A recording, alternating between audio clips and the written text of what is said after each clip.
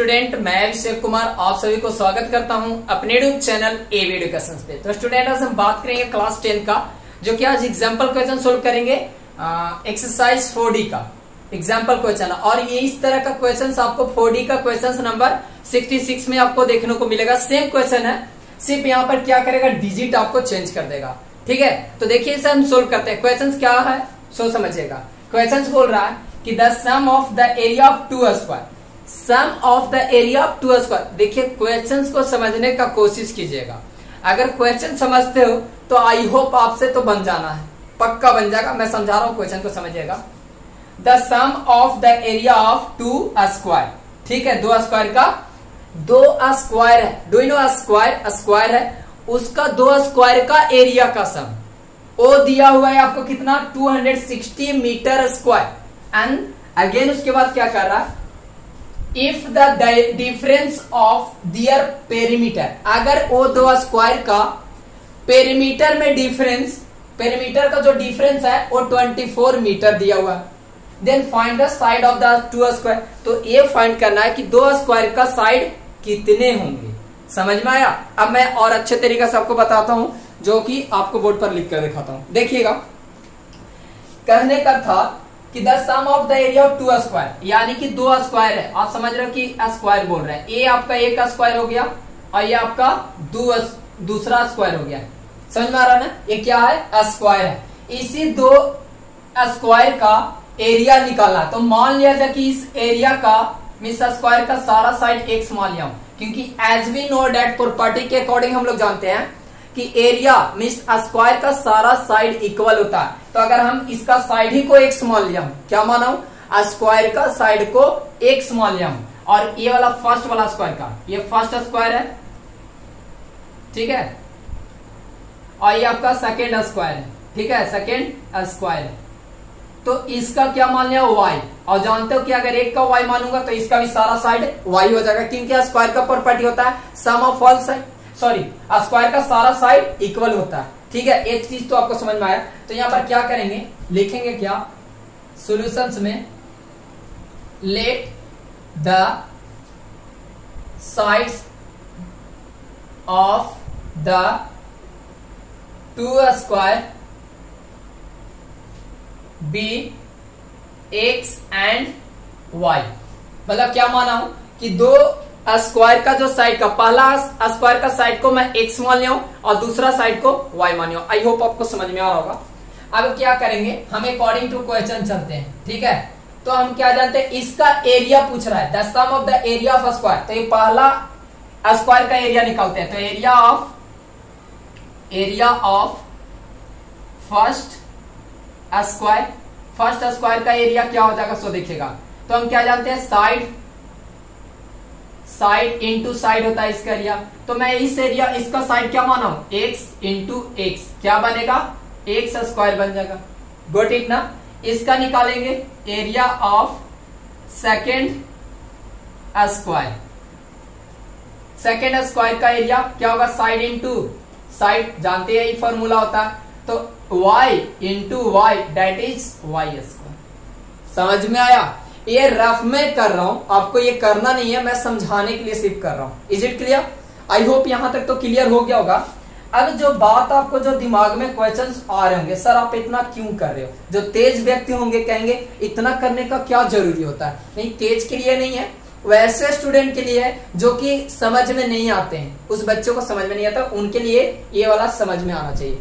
तो हमें क्या प्राप्त हुआ, इसका एरिया x स्क्वायर और ये दूसरा का y स्क्वायर। तो the sum of the area of 2 square, तो दो स्क्वायर का जो सम होगा एरिया का, क्या लिखेंगे, तो क्या लिखेंगे, x square plus y square. Is it clear? मतलब 2 स्क्वायर का सम, एरिया का स्क्वायर का सम इतना, तो कितना इक्वल टू में कितना दिया होगा, 260 मीटर स्क्वायर दिया। ये आपका इक्वेशन फर्स्ट। समझ में आया?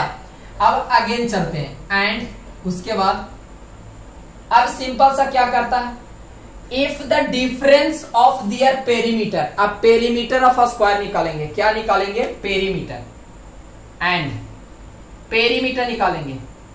तो पेरीमीटर कैसे निकलेगा, पेरीमीटर ऑफ फर्स्ट स्क्वायर क्या होगा पेरीमीटर फर्स्ट स्क्वायर का फॉर्मूला जान लीजिएगा पहले, 4 इंटू साइड होता है। तो पहला स्क्वायर का जो पेरीमीटर हो जाएगा क्या हो जाएगा बाबू, 4 इंटू साइड का क्या मान है, ये पहला स्क्वायर का साइड क्या मानो, x मान लो, that is equal to 4x। Is it clear. Second आप क्या निकालेंगे, perimeter of second square equal to क्या होता है, साइड, 4 इंटू साइड फॉर्मूला होता है, क्या होता है 4 इंटू साइड। ये मैं पूरा आपको करके दिखा रहा हूं, 4 इंटू साइड होता है। तो देखिएगा 4 इंटू साइड होगा तो क्या कर सकते हैं, 4 इंटू साइड क्या माने, दूसरा स्क्वायर का y माने, यानी कि 4y हो जाएगा। समझ में आया, किसके इक्वल, यहां पर कर सकते हैं 4 इंटू y यानी कि 4y हो जाएगा। समझ में आया, ये आपको हो गया। तो क्या लिखेंगे, इन्हीं दोनों का डिफरेंस, तो लिखेंगे क्या, सो देखिएगा लिखेंगे यहां पर 4x square, sorry 4x difference बोल रहा, डिफरेंस यानी कि माइनस, तो आपको हो जाएगा 4y इक्वल टू कितना दिया हो, 24। ये आपका क्या हो जाएगा, अभी हम इसको और कर लेते हैं, 4 कॉमन ले लेते हैं, तो x minus y equal to 24। अब ये मल्टीप्लाई में तो क्या आएगा, डिवाइड में चला जाएगा, 24 डिवाइडेड बाई 4 यानी कि क्या हो जाएगा, 6 हो जाएगा। तो x minus 4 equal to x minus y equal to क्या आ जाएगा, 6, यानी कि इक्वेशन सेकेंड। आई होप आपको समझ में आया होगा, ये चीज मैं किया हूं, समझ में आया। यहां तक किसी को तो दिक्कत नहीं होना चाहिए, आई होप पूरी तरीके से समझ में आया। देखिए उस बच्चे के लिए है जो थोड़ा सा कमजोर है, और ध्यान दीजिएगा अगर ये क्वेश्चन अगर आप बन जाता है, एग्जाम्पल का ये क्वेश्चन अगर बना ले तो एक्सरसाइज 4D का, एक्सरसाइज का क्वेश्चन नंबर 4D का क्वेश्चन नंबर 66 आपको बिना देखे हुए बन जाएगा, अगर ये क्वेश्चंस कर लेते हो तो, मेरा 100% गारंटी में देता हूं। तो समझिएगा, अब ये दो इक्वेशन आया, क्या मैं इस इक्वेशन को सब्स्टिट्यूट करके ऐसे लिख सकता हूं, x equal to 6 plus y, ये वाला टर्म को हम उधर भेज देते हैं। तो यहां पर अगर और मैं इसे करना चाहूं इस इक्वेशन को, तो इक्वेशन आपको सेकेंड यहां पर लिखा जाएगा, कोई दिक्कत नहीं है। अब देखिएगा दो इक्वेशंस को हम रखते हैं, अब इसमें वैल्यू इसका इसमें रख देता हूं, क्या करता हूं 9। अब हम क्या करेंगे, एक्स स्क्वायर यहां पर सिंपल सा लिखेंगे, putting the value of x in equation,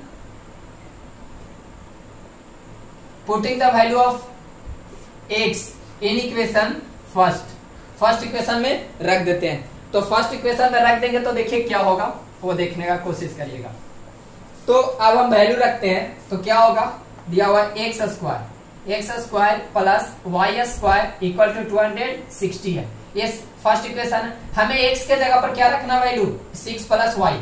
तो देखिए यहां पर रख देता हूं, तो रख रहे हैं वैल्यू x के जगह पर क्या रखना, 6 प्लस वाई का होल स्क्वायर, क्योंकि देखिए यहां पर x के जगह पर रखा हूं, y रहने दो as it is, equal to 260।